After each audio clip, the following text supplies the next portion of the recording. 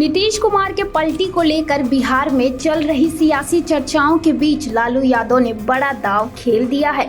अपने उत्तराधिकारी और बेटे तेजस्वी यादव से उलट आरजेडी सुप्रीमो ने नीतीश कुमार के साथ आने पर स्वागत करने की बात कही है। लालू का कहना है कि नीतीश अगर साथ आते हैं तो उनकी सब गलतियां माफ कर दी जाएंगी। लालू से पहले तेजस्वी ने नीतीश के लिए दरवाजा बंद करने की बात कही थी।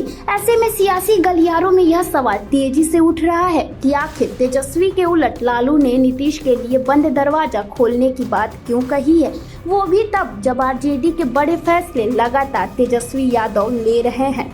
तो चलिए जानते हैं कि आखिरकार कौन सा खेल खेल रहे हैं लालू यादव के करीबी नेताओं की माने तो आरजेडी सुप्रीमो इस दांव से एनडीए के भीतर नीतीश की बार्गेनिंग पावर बढ़ाने में जुटे हैं। आरजेडी सुप्रीमो की कोशिश है बिहार में बीजेपी को कमजोर रखने की। बीजेपी अभी भी बिहार की नंबर 1 पार्टी है।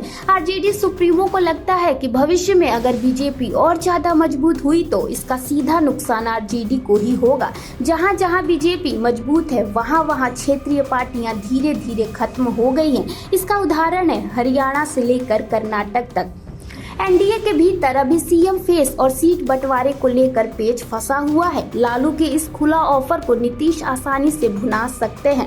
चलिए नजर डालते हैं दूसरे बिंदु पर, जहां नीतीश के बिना सत्ता की राह आसान नहीं। जी हां, 2005 के बाद से बिहार की सत्ता नीतीश कुमार के इर्द गिर्द घूम रही है। सरकार में चाहे कोई भी पार्टी हो, लेकिन मुख्यमंत्री नीतीश ही रहते हैं। 2014 में नीतीश की कृपा पर ही जीतन राम मांझी मुख्यमंत्री बने थे।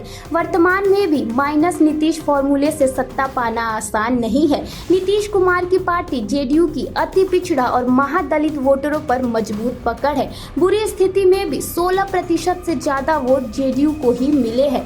बिहार की त्रिकोणीय लड़ाई में जेडीयू हर बार किंग बनकर उभरती है। लालू यादव इस हकीकत को जानते हैं और यही वजह है कि बेटी की नाक के बाद भी नीतीश को साथ लाने की दावत दे रहे हैं। तो चलिए नजर डालते हैं तीसरे बिंदु पर, सॉफ्ट दिखाकर जातीय गोलबंदी की कवायद। जी हाँ, बिहार की सियासत में जाति एक अहम फैक्टर है। पिछले 10 साल में जो भी पार्टी दलित, अति पिछड़ा और गैर यादव ओबीसी के साथ रहा है, उसे ही सत्ता मिल रही है।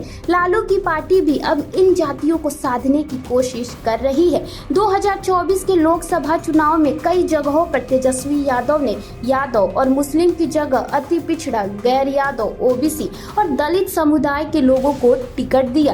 इन समुदाय के लोग ने नीतीश कुमार के समर्थन में जमकर वोट करते हैं। आरजेडी का यह प्रयोग 1-2 सीटों पर ही सफल हो पाया। कहा जा रहा है कि विधानसभा चुनाव में आरजेडी बड़े पैमाने पर यह प्रयोग कर सकती है और इन वोटरों को रिझाने के लिए जहां समुदाय के लोगों को टिकट देने की तैयारी है, वहीं नीतीश के प्रति लालू सॉफ्ट भी नजर आ रहे हैं, जिससे समीकरण तैयार करने में कोई दिक्कत न आए। यह कहानी है 2014 की। एनडीए से नाता तोड़ नीतीश अकेले लोकसभा के चुनावी रण में उतरे थे।